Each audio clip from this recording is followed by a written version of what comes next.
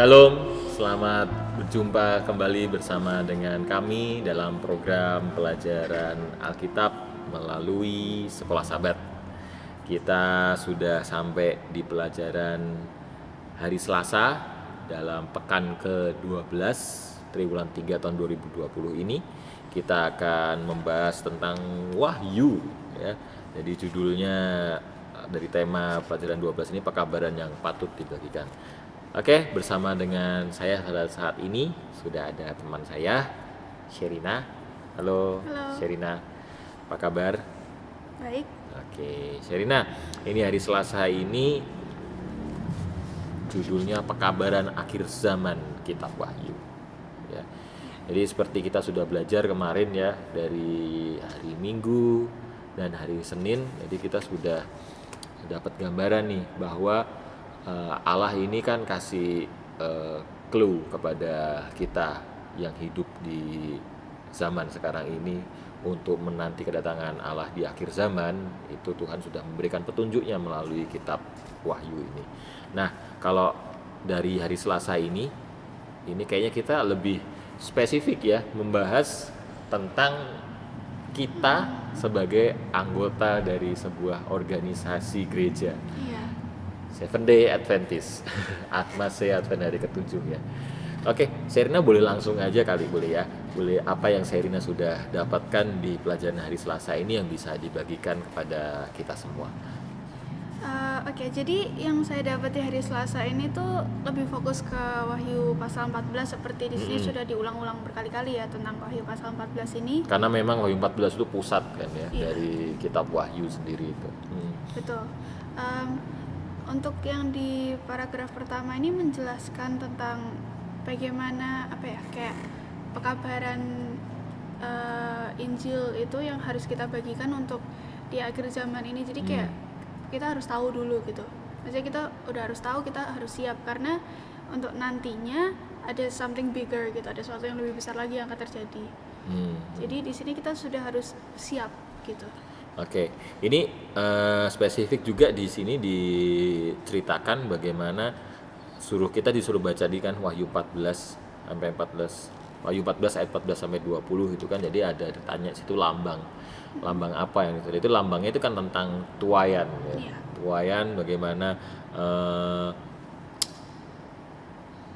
tentang penuaian ini sudah seringkali digunakan di Alkitab ya, dari Perjanjian Baru seperti Matius 13, Markus 4 itu tentang tuaian. Nah, ini ada dua jenis kan ya. Iya, Apa aja sih?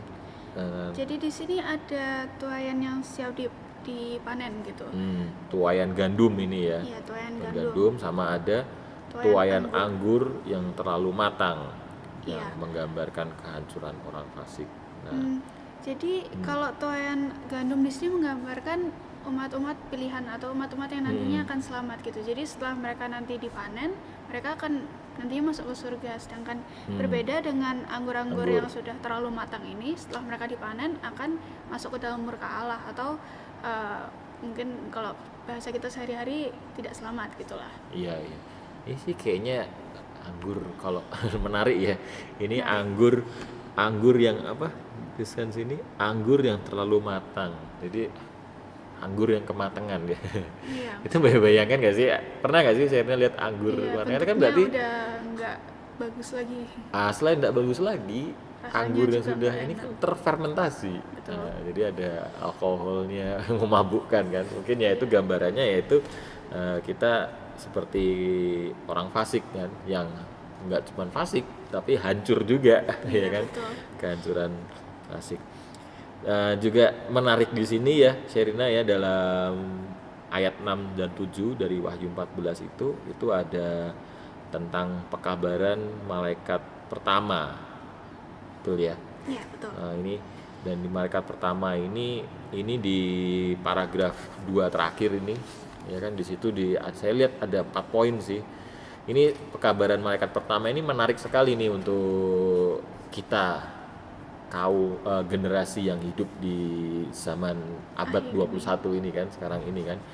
Ini kalau boleh saya bagikan sedikit dari 4 poin ini adalah pekabaran malaikat pertama ini adalah menyajikan Injil rahmat Allah yang memberikan pengampunan bagi semua orang. Jadi kita diingatkan bahwa ada pengampunan untuk kita orang berdosa. Lalu berikutnya membersihkan kita dari kesalahan dosa dan memberikan kita kekuatan untuk menjadi pemenang.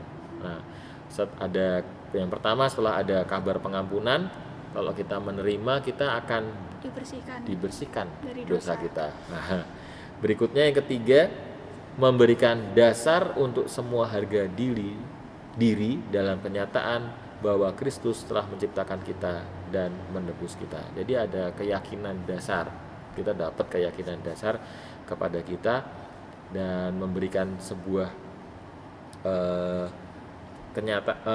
harga diri, dasar untuk semua harga diri dalam kenyataan bahwa Kristus telah menciptakan kita dan menebus kita.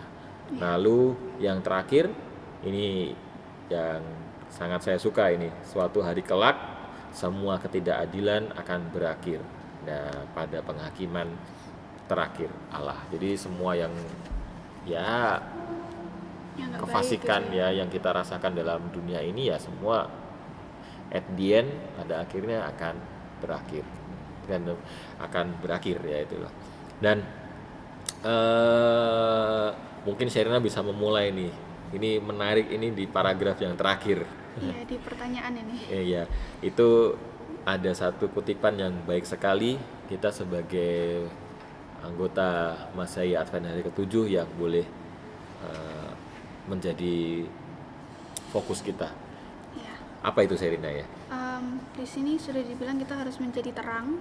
Kita harus menjadi terang juga, kita harus menjadi orang yang siap untuk mengabarkan dan juga siap untuk menuai. Jadi kita bahasanya adalah kita ini agen Allah gitu.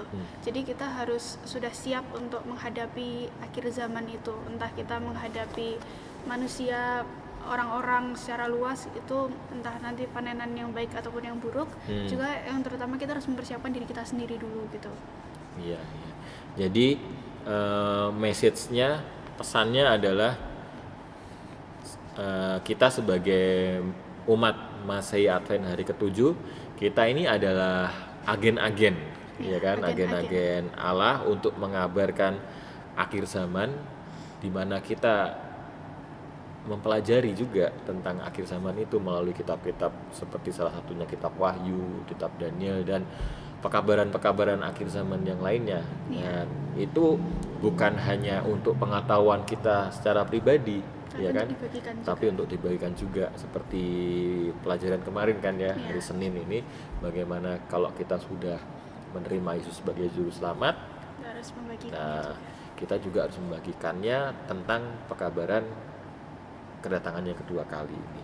Nah, jadi kita adalah agen Allah di dunia ini pada saat ini untuk mengabarkannya. Ini bukan sebuah privilege bukan sebuah keistimewaan yang secara keistimewaan yang membuat kita sombong. Nah, bukan sesuatu yang harus kita banggakan sebagai sebuah kesombongan. Tapi ini kita harus belajar untuk menjadi rendah hati, jadi beban dalam konotasi positif ya, untuk kita jadi beban kita untuk kita boleh. Mungkin bukan beban, jadi fokus kita gitu atau tujuan fokus, kita. Ya. Untuk supaya kita juga termotivasi untuk terlibat dalam pelayanan penginjilan ke dunia ini. Baik, mungkin itu saja yang bisa kami bagikan, walaupun mungkin ada perspektif-perspektif lain dari pelajaran hari Selasa ini. Untuk itu kami menghimbau kita semua untuk yang menyaksikan tayangan ini untuk pelajari pelajaran sekolah sahabat kita, sehingga kita secara personal boleh